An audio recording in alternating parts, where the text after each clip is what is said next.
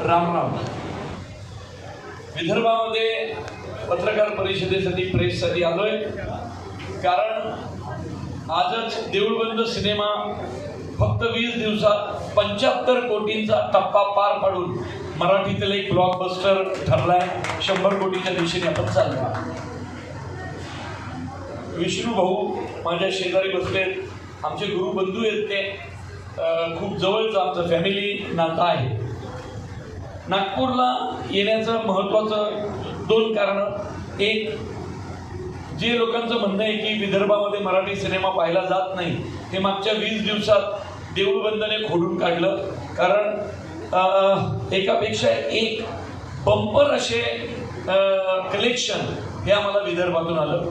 आणि दुसरी गोष्ट, या चित्रपटामध्ये मुकुंद वसुले एका महत्त्वाच्या भूमिकेत माझ्या अनेक सिनेमात आहेत.